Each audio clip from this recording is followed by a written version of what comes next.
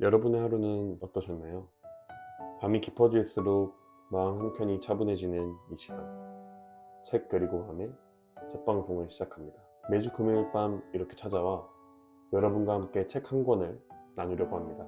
때로는 시가 될 수도 있고 때로는 소설이 될 수도 있겠죠.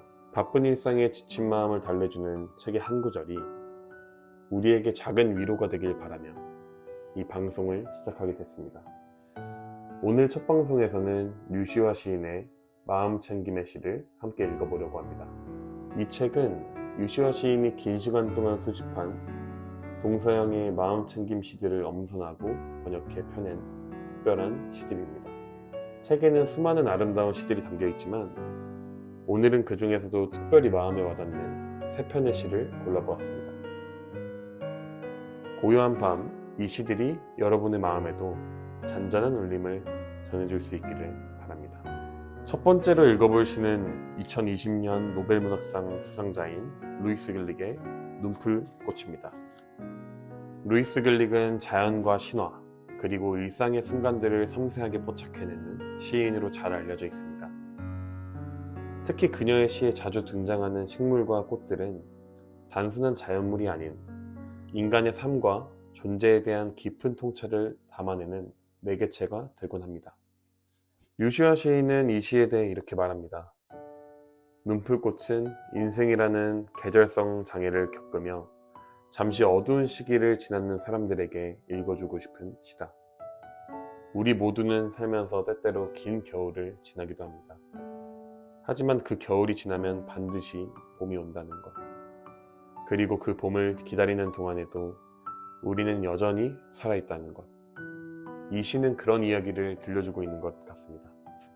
눈풀꽃. 내가 어떠했는지, 어떻게 살았는지 아는가?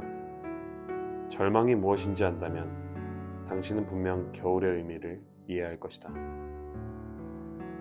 나 자신이 살아남으리라고 기대하지 않았다. 대지가 나를 내리둘렀기에 내가 다시 깨어날 것이라고는 예상하지 못했다. 축축한 흙 속에서 내 몸이 다시 반응하는 걸 느끼리라고는.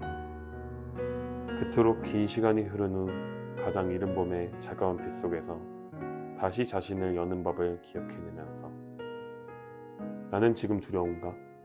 그렇다. 하지만 당신과 함께 다시 외친다. 좋아. 기쁨의 모험을 걸자. 새로운 세상에 살을 애는 바람 속에서. 눈풀꽃이라는 작은 들꽃을 통해 시인은 우리에게 무엇을 말하고 싶었을까요? 때로는 가장 작고 연약한 것들이 가장 강인한 생명력을 보여주기도 합니다. 우리의 삶도 그렇지 않을까요? 어둠 속에서도 추위 속에서도 우리는 끊임없이 봄을 향해 나아가고 있으니까요. 이제 두 번째 시로 넘어가 보겠습니다. 두 번째로 함께 읽어볼 시는 알베르트 에스피노사의 혼돈을 사랑하라입니다. 우리는 종종 삶에서 마주치는 혼돈과 불확실성을 두려워하고 피하고 싶어 합니다. 모든 것이 정돈되고 예측 가능하기를 바라죠. 하지만 에스피노사는 이 시를 통해 그 혼돈 속에 숨어있는 또 다른 의미를 발견하게 해줍니다. 이 시는 마음 챙김의 시들 중에서도 특히 현대를 살아가는 우리들에게 깊은 위로가 되는 시가 아닐까 싶습니다. 완벽하지 않은 일상, 예측할 수 없는 미래 앞에서 불안해하는 우리에게 시인은 어떤 말을 건네고 있을까요? 혼돈을 사랑하라. 세상이 가르쳐준 모든 규칙을 잊으라.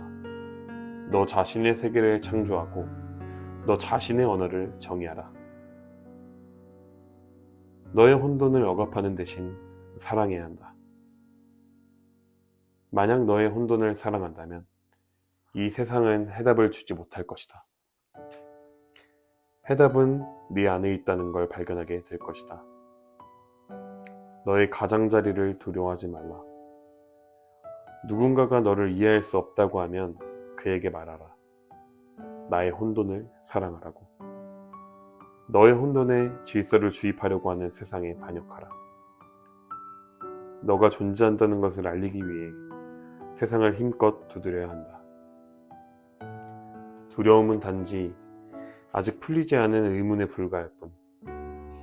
네가 해답에 다가갈수록 우주는 너와 놀이를 하며 너로 하여금 질문을 잊게 할 것이다. 너 자신이 되라. 남들이 원하는 사람이 되면 정복당할 것이니 너의 혼돈을 사랑하라. 너의 다름을 사랑하라.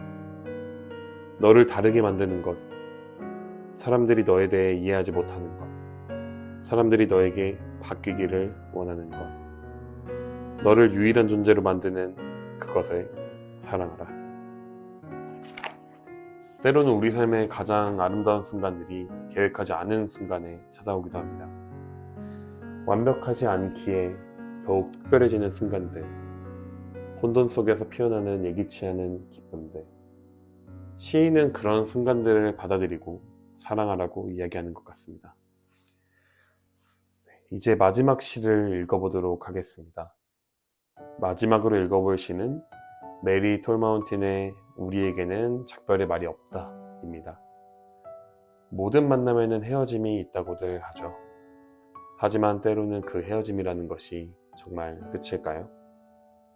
메리 톨마운틴은 이 시를 통해 우리에게 작별이란 무엇인지, 그리고 진정한 이별이란 과연 존재하는 것인지에 대해 생각해보게 합니다. 이 시는 마음 챙김의 시 중에서도 가장 마지막에 실린 시입니다. 아마도 류시화 시인은 이 시가 가진 특별한 의미를 알았던 것 같습니다. 오늘 밤 우리의 마지막 시로 이 작품을 선택한 것도 그런 이유에서입니다. 우리에게는 작별의 말이 없다. 소코야 하고 나는 불렀다. 주름살 투성이 속 검은 연못 같은 그녀의 지혜로운 눈을 들여다보며 아타바스카어에서는 서로 헤어질 때 뭐라고 해요? 작별에 해당하는 말이 뭐예요? 바람에 그을린 그녀의 얼굴 위로 언뜻 마음의 잔 물결이 지나갔다. 아, 없어? 하고 말하며 그녀는 반짝이는 강물을 바라보았다. 그녀는 나를 천천히 바라보았다. 우리는 그냥 틀라 하고 말하지. 그것은 또 만나자는 뜻이야. 우리는 결코 헤어지지 않아. 너의 입이 너의 가슴에 작별의 말을 하는 적이 있니? 그녀는 초롱꽃이나 되는 것처럼 가만히 나를 만졌다. 헤어지면 서로 잊게 된단다. 그러면 보잘것없는 존재가 돼. 그래서 우리는 그 말을 쓰지 않아. 우리는 늘 네가 돌아올 거라고 생각한단다. 돌아오지 않으면 어딘가 다른 곳에서 만나게 될 거야. 무슨 말인지 알겠지? 우리에게는 작별의 말이 없단다. 어쩌면 우리는 늘 누군가와 만나고 또 헤어지고 있는지도 모릅니다. 하지만 시인이 말하듯 진정한 만남은 결코 완전한 이별이 되지 않는 것 같습니다. 그들은 우리 안에 작은 흔적으로, 때로는 큰 울림으로 남아있으니까요. 오늘 밤 함께 읽은 시들처럼 우리의 만남도 여러분의 마음에 작은 울림으로 남기를 바랍니다. 오늘 밤 함께 나눈 세 편의 시는 류시화 시인의 마음 챙김의 시에 실린 수많은 시들 중 극히 일부분입니다. 책을 펼쳐보시면 더 많은 아름다운 시들을 만나보실 수 있을 거예요. 바쁜 일상을 살아가다 보면 우리는 종종 자신의 마음을 돌아볼 여유를 잃어버리곤 합니다. 하지만 이렇게 하루의 끝자락, 고요한 밤에 잠시 멈춰서서 나의 마음을 들여다보는 시간을 가져보는 건 어떨까요? 시인들의 말처럼 우리가 찾는 평화와 위안은 어쩌면 아주 가까운 곳에 있는지도 모릅니다. 다음 주 금요일 밤에는 또 다른 책을 들고 찾아뵙겠습니다.